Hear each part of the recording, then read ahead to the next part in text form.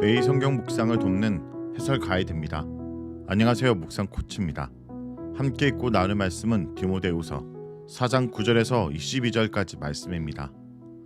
디모데에게 복음을 전할 사명을 위임한 바울은 이제 죽음을 앞둔 자신의 마지막 부탁을 말합니다.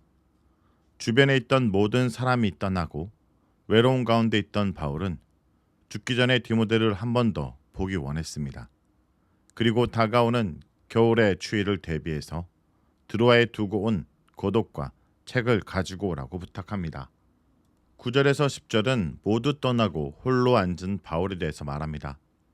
바울은 노년의 인생의 무상함을 절실하게 느끼고 있었습니다. 젊을 때 힘있게 복음을 전할 때는 많은 사람들이 바울 주변에 모여들었습니다. 그러나 바울이 감옥에 갇혀 더는 세상적 소망이 없게 되자 그렇게 많던 사람들은 바울을 버리고 떠나기 시작했습니다. 바울을 떠난 자들 중에는 바울을 배신한 자들도 있었고 바울이 보낸 자들도 있었습니다. 지금은 누가만 그와 함께 있습니다.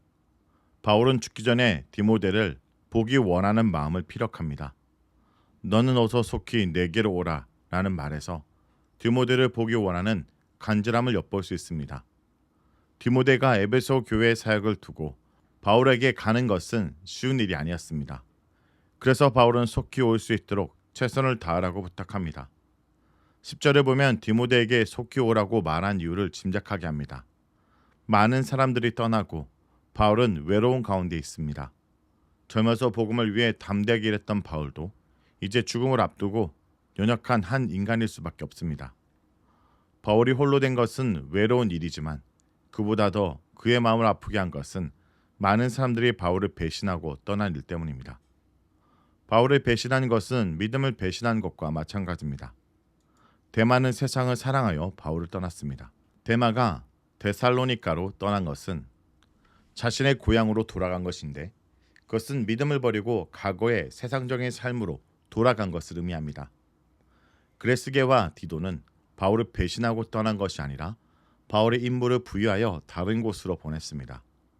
디도는 원래 그레데 섬에 남겨두었으나 얼마 후에 그를 불러들이고 아데마를 대신 그곳으로 보냈습니다. 바울은 두기고를 에베소로 보내고 대신 디모데로 하여금 바울에게 오게 했습니다. 11절에서 13절은 마가와 함께 책을 가지고 오라 말합니다. 바울은 디모데가 올 때 마가를 데리고 오라고 부탁합니다. 마가는 요한이라고도 불리는데 한때 바울을 실망시켰지만 지금은 바울에게 꼭 필요한 사람이 되었습니다. 바울이 제1차 전도 여행 시에 바나바와 함께 떠나면서 마가를 데리고 왔습니다. 어떤 이유인지 마가는 밤빌라에서 중도 하차하여 돌아오고 말았습니다. 제2차 전도 여행에서 바나바는 다시 마가를 데리고 가려고 했으나 바울은 중도에 하차한 마가를 다시 데리고 갈 수 없다고 반대했습니다. 바나바와 크게 다툰 후 결국 바울과 바나바는 헤어졌습니다.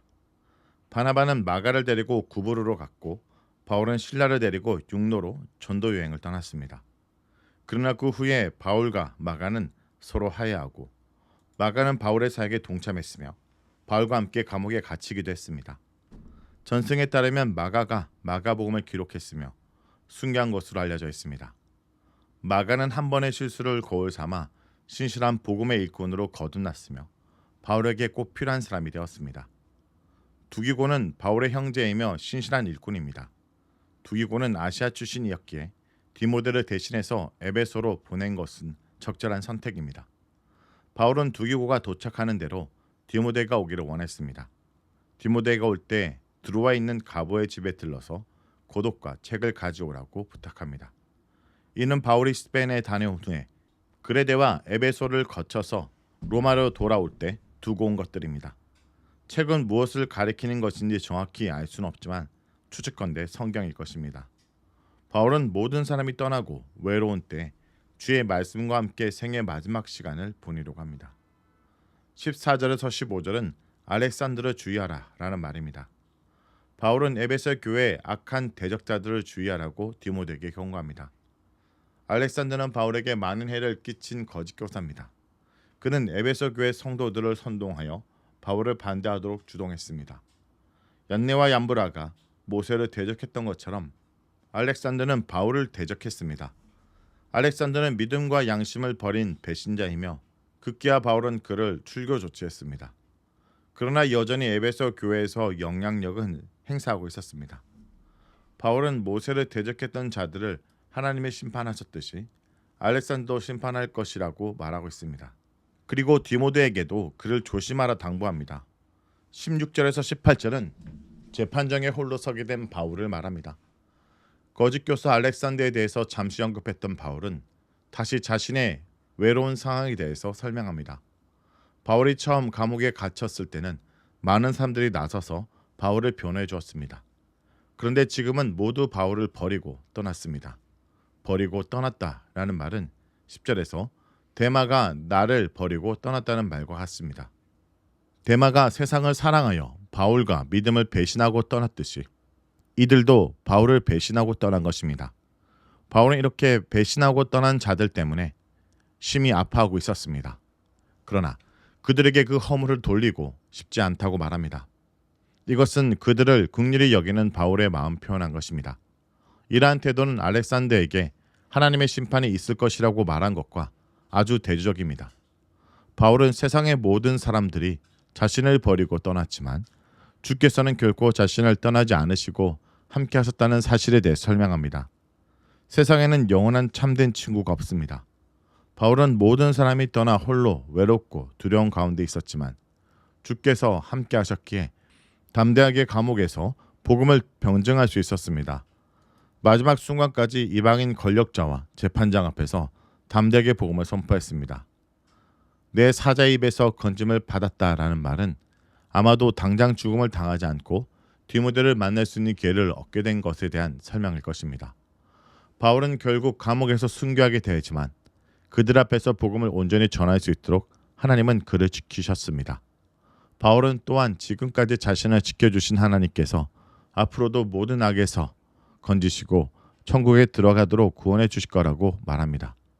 이것은 마지막 순교를 앞두고 끝까지 은혜를 지켜주실 것이라는 믿음의 고백입니다. 19절에서 20절은 에베소 교회 성도들에게 안부를 전하는 내용입니다. 바울은 마지막으로 아는 사람들에게 문안 인사를 전합니다. 브리스길라와 아굴라는 글라우디오스 시대에 로마에서 쫓겨난 후 고린도에 와서 바울과 함께 텐트를 만들었으며 나중에 바울과 함께 에베소로 가서 거기서 머물렀습니다. 에라스도와 드로비모는 바울의 동력자들이지만 지금 그들은 바울과 함께 있지 않습니다. 특히 드로비모는 병들어서 밀레도에 두고 왔다고 말하는데 그를 향한 바울의 안타까운 마음을 엿볼 수 있습니다. 21절에서 22절은 로마에 있는 형제들이 디모데에게 안부를 전하는 내용입니다. 마지막으로 바울은 겨울 전에 속히 오라고 한 번 더 디모데를 독촉합니다. 그리고 로마 교회 성도들 중에 으블로와 부데와 리노와 글라우디아를 비롯한 모든 형제들의 문안 인사를 전합니다. 아마도 디모데가 이들을 잘 알고 있었을 것입니다. 겨울 전에 속히 오라는 말은 두 가지 필요를 표현하고 있습니다.